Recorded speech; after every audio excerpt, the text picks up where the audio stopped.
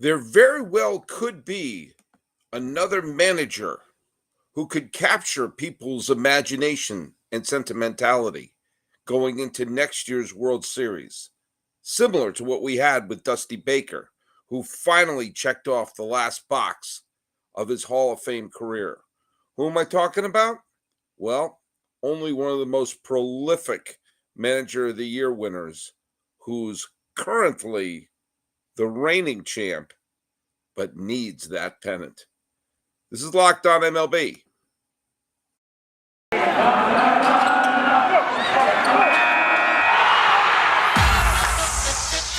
You are Locked On MLB, your daily MLB podcast, part of the Locked On Podcast Network, your team every day. Hello, baseball fans and hello, live streamers, and welcome to Locked On MLB, part of the Locked On Podcast Network, where it is your team every day. This is the daily podcast. We talk about all of Major League Baseball. I am your host, Paul Francis Sullivan, and if you can look at my lower third, which should be popping up right around there, it is.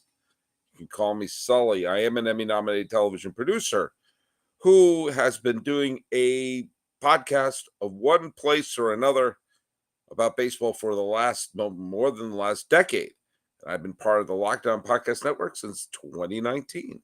And I've been doing it all off season because guess what, folks? This is when we need it most. The final remnants of the 2022 season are about to be over as we're handing out the awards. By the way, follow us at Locked On MLB Pods on Twitter or on Instagram. And you can follow me. I'm your pal Sully at Sully Baseball on Twitter, Sully Baseball Podcast on Instagram. If you're listening to me just in your earbuds, follow us on YouTube, and you can watch what I look like. By the way, I had a really fun time on Locked On Cardinals yesterday, and I posted that episode on the on this feed here. I want to bring up. I got an interesting comment. People have been sometimes people say nice things about me, sometimes people say not so nice things about me. I was on with JD Haffron, the host of Locked On Cardinals, had a really fun time. As I mentioned, I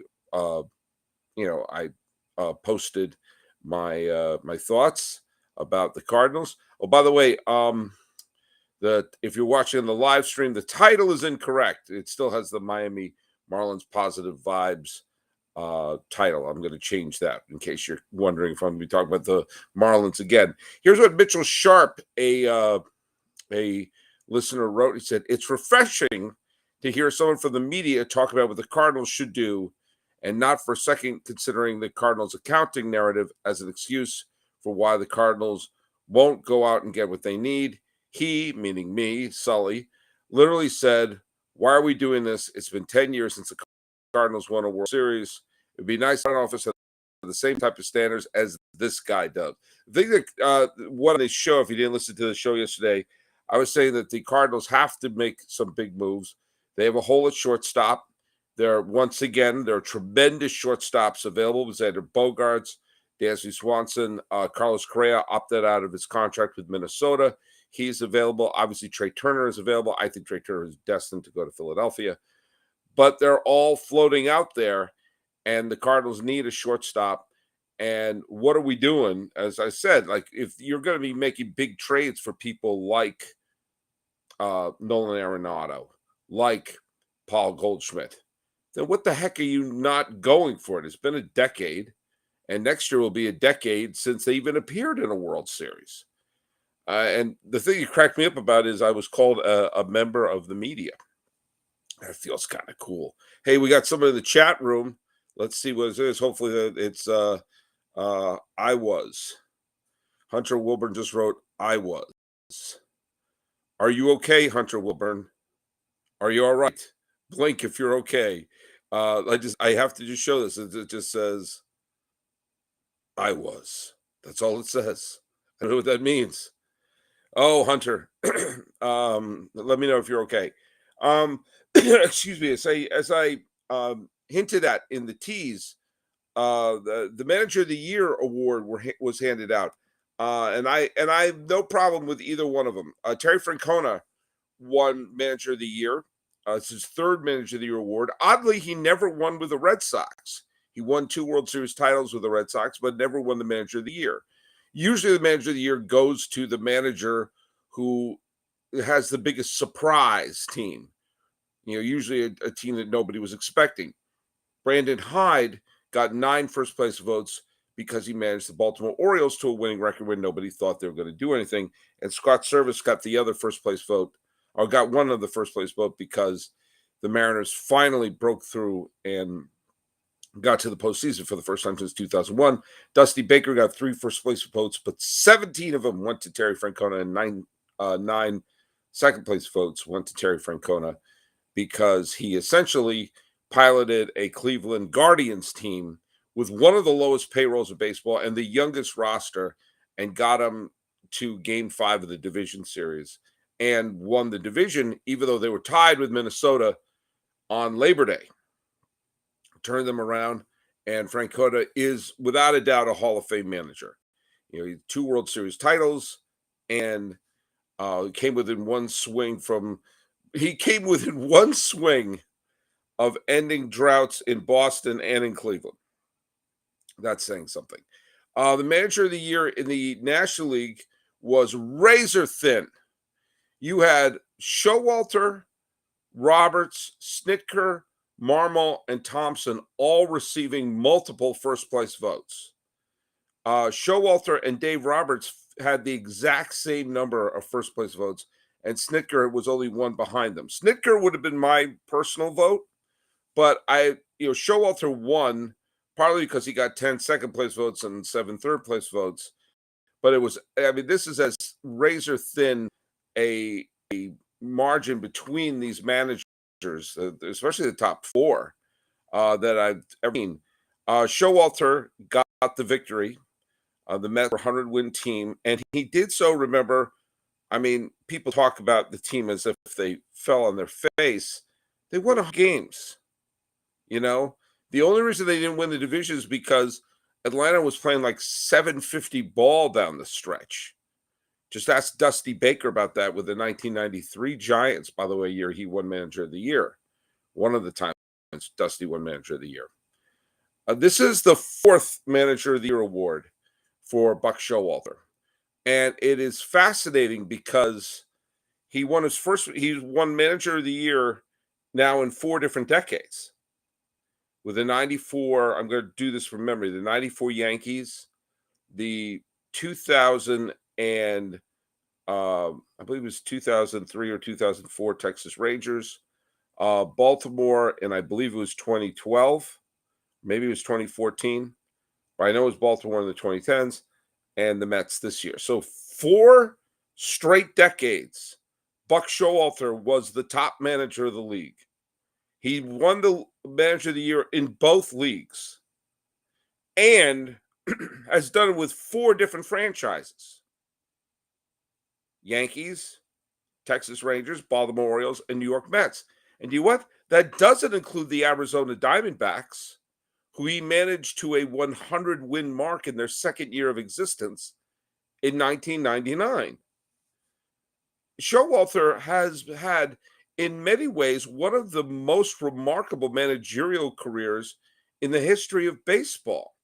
And the only thing he doesn't have on his roster, he's never managed in a World Series, let alone win one.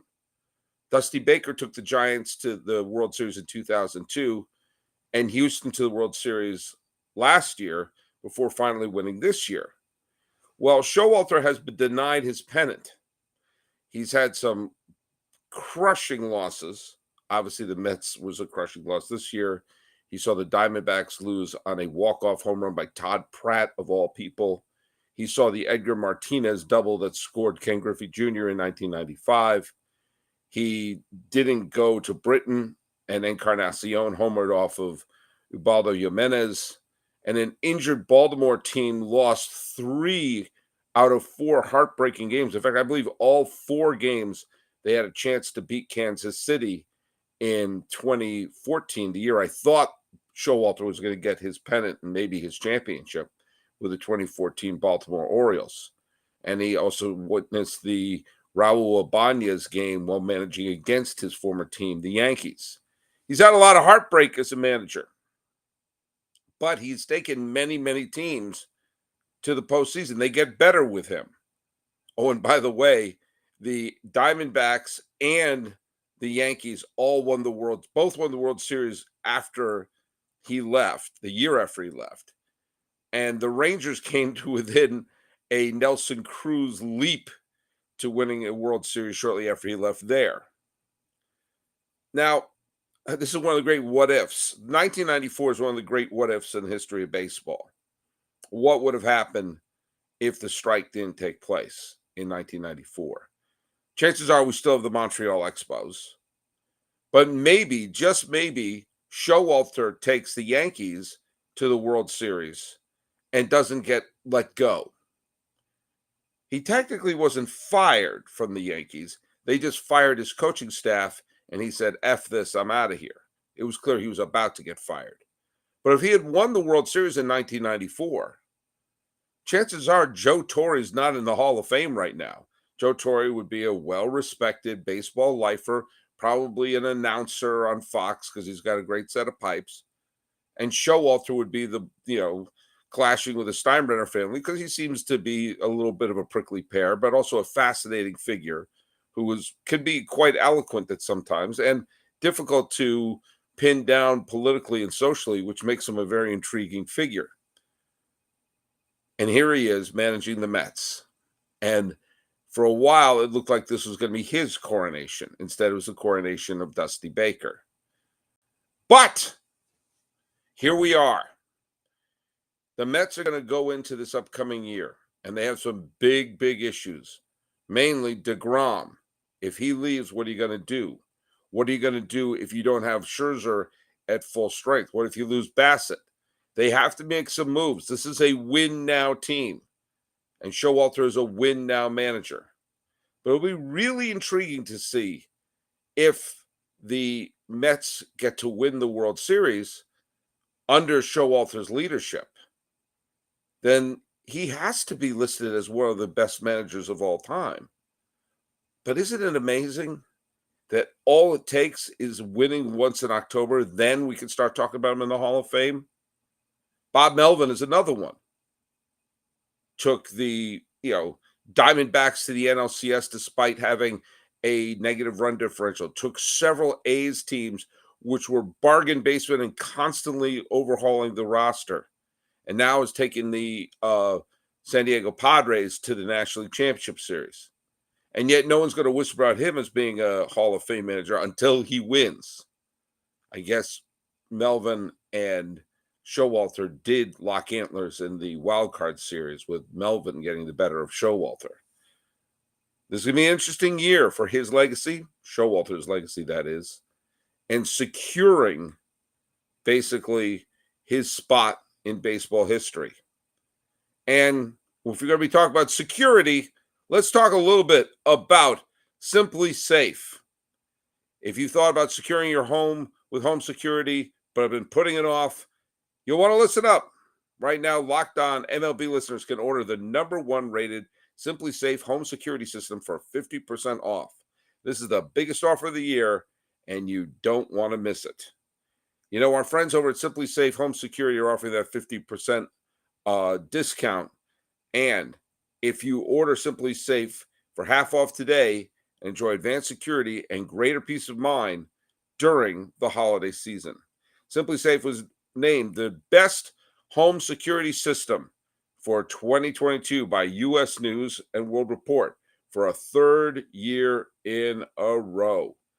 Now, in an emergency, 24/7 professional monitoring agents use Fast Protect technology exclusively from SimpliSafe to capture critical evidence and verify if the threat is real, so you can get priority police response.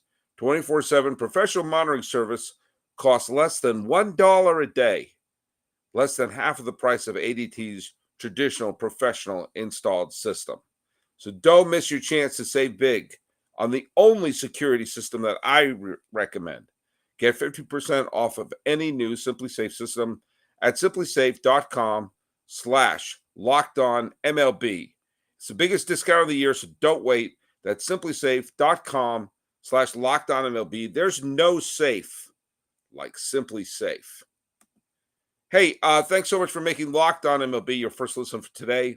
Your second listen, check out Locked On Sports Today. From the games that matter the most to the biggest stories in sports, go beyond the scoreboard, behind the scenes with local experts and insights only Locked On can provide. Locked On Sports Today is available on this app, YouTube, or wherever you get your podcasts. Okay.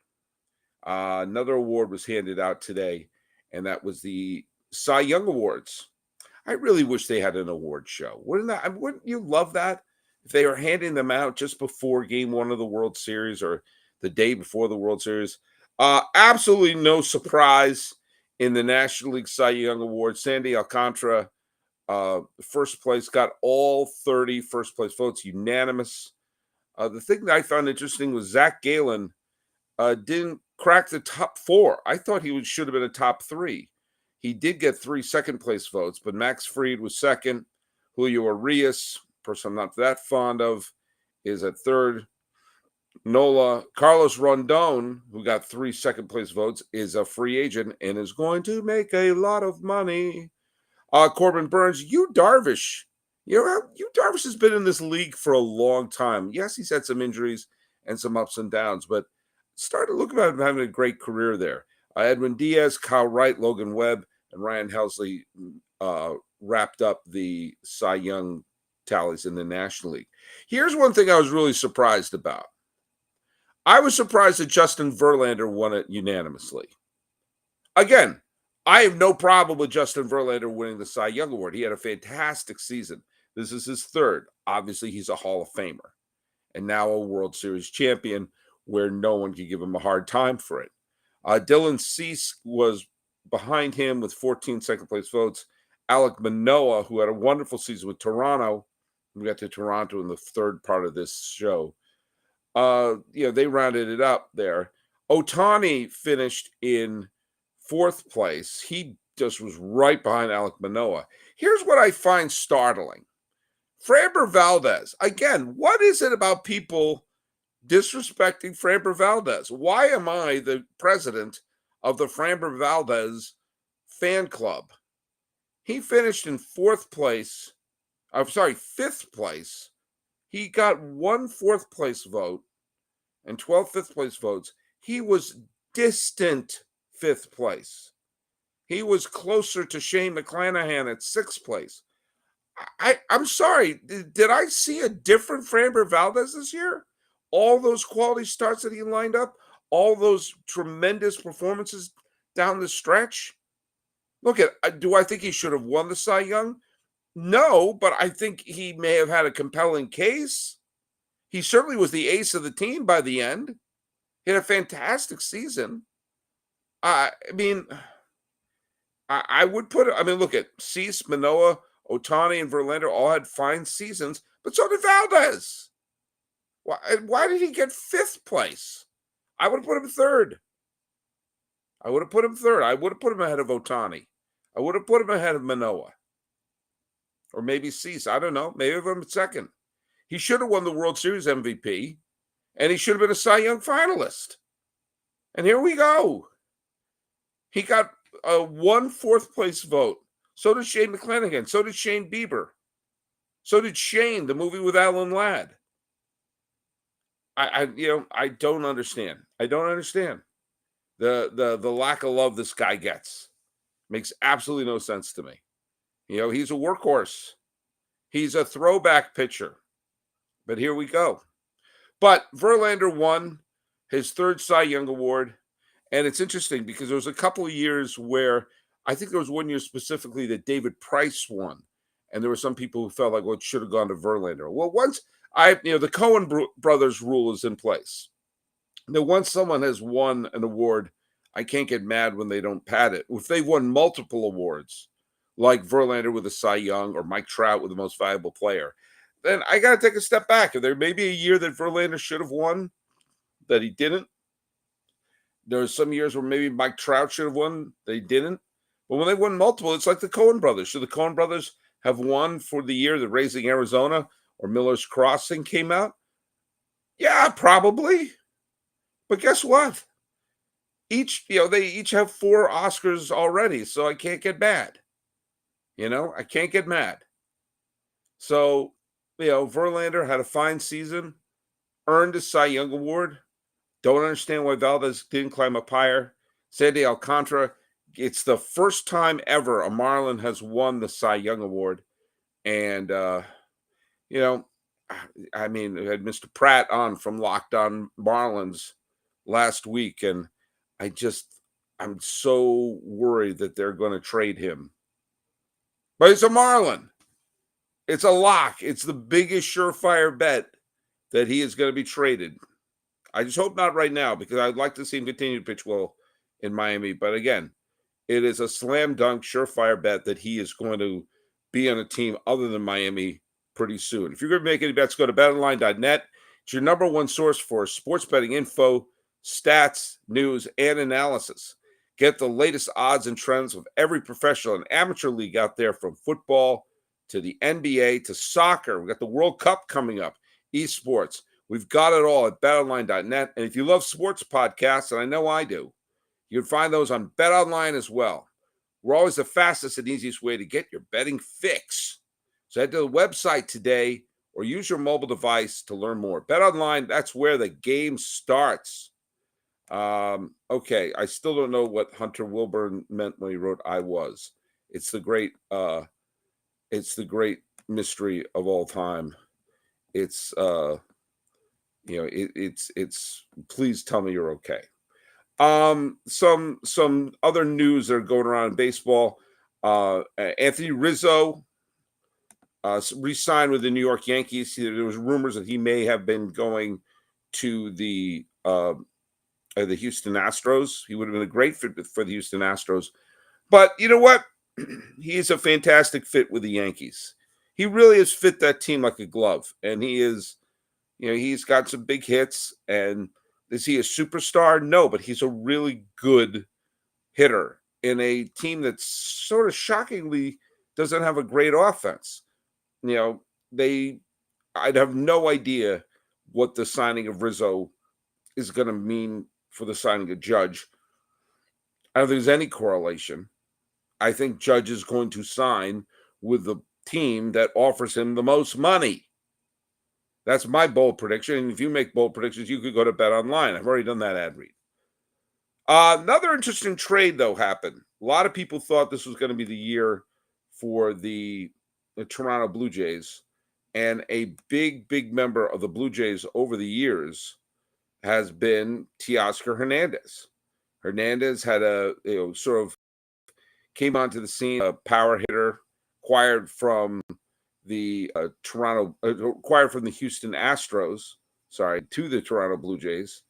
And in the trade that sent Francisco Liriano to the Astros, Liriano had really one of the most interesting, I think, look up, Liriano's career is one of the most interesting careers in the history of baseball. I have no compunction saying that.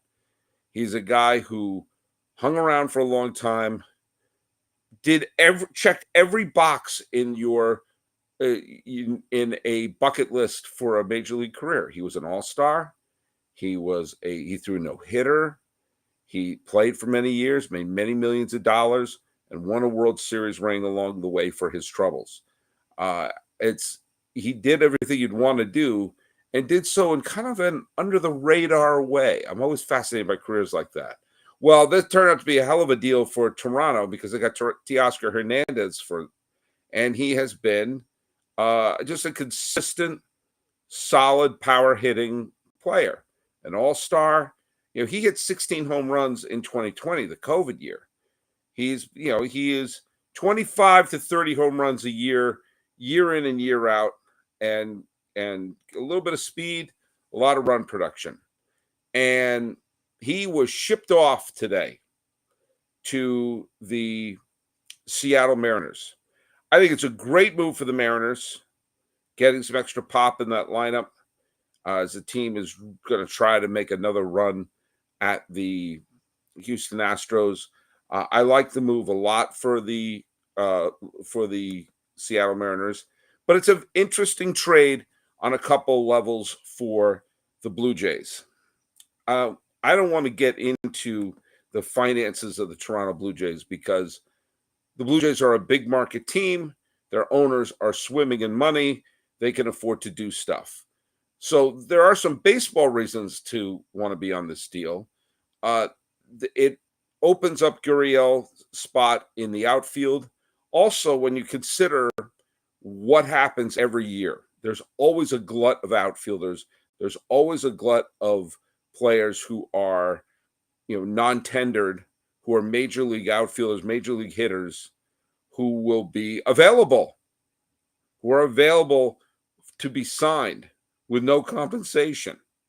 And that's exactly what the Blue Jays can do.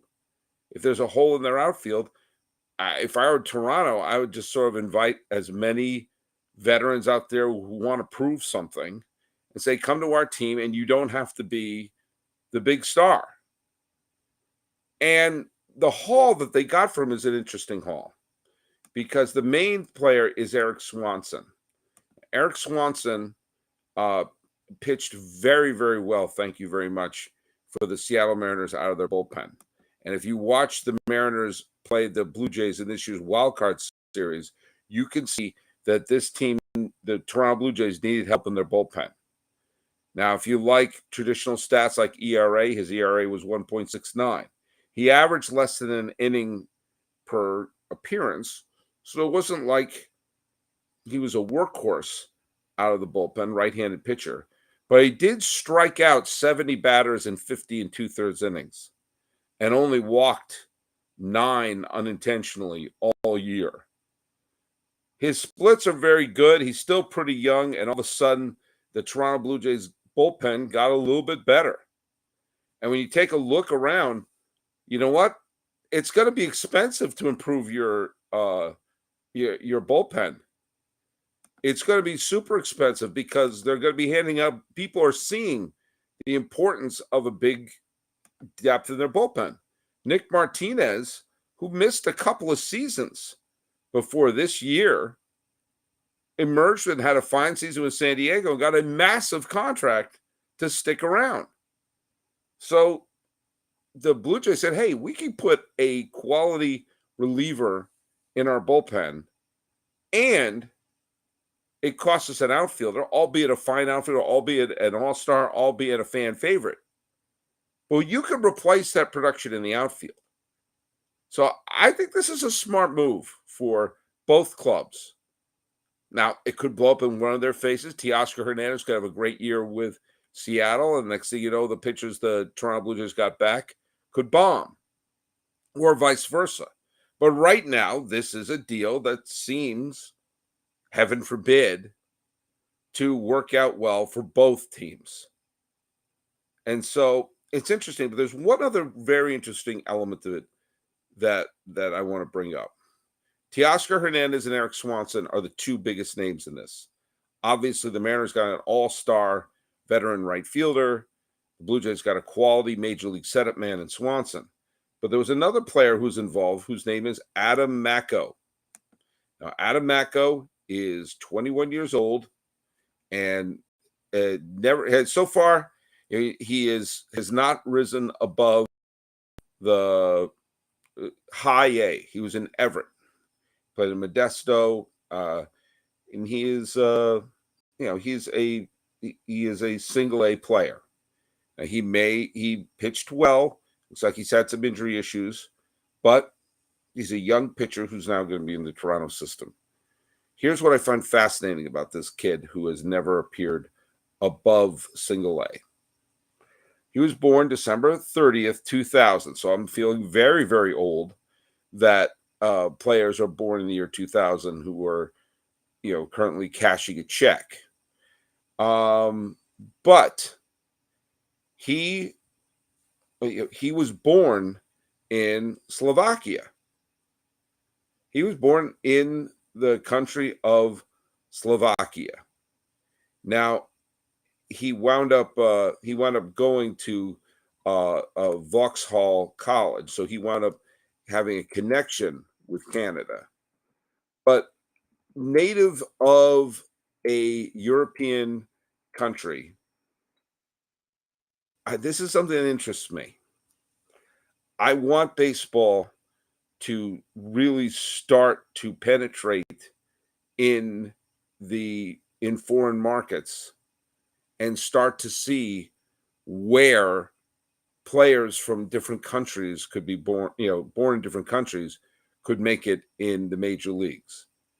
I want to know if there is a pitcher in Lisbon who could throw 108 miles an hour with a wicked break at the end of his pitch. I want to see that player in the major leagues and to gain some traction in Europe for that too. So while Marco seems to have been developed in Canada and now is going to be playing for the lone Canadian team we have now, but a native of Slovakia, I want to see those countries that haven't had a toehold in the major leagues be represented. Just like I'm representing all of Major League Baseball on this show. So what did we learn today? We learned that Buck Showalter could be the new Dusty Baker. Or maybe he'll be Bob Melvin. We've learned that Justin Verlander is a fine Hall of Fame pitcher, but his teammate Framber Valdez gets no respect. And we've also learned that sometimes a trade could help two teams. It's not always about a winner and a loser, and that could very well happen in this Teoscar Hernandez deal. And maybe, just maybe, we're going to open some doors to Slovakia. But another thing we learned is I'm going to be doing these podcasts all off season. So follow us at Locked On MLB Pods on Twitter and Instagram. And I'm your pal Sully. I'm at Sully Baseball on Twitter, Sully Baseball Podcast on Instagram. And once again, thanks so much for making this your first listen. For your second listen, check out Locked On Sports Today. Go beyond the scoreboards and behind the scenes with experts that, you basically got to lean on Locked On Podcast Network to find this expert points of view. Check them out on this app, YouTube, or wherever you get your podcasts. Talking about next year's great manager we're going to have a coronation for, and some of the players that maybe Framber Valdez will win his award down the stretch, and we'll forget about all these slights using the Coen Brothers rules.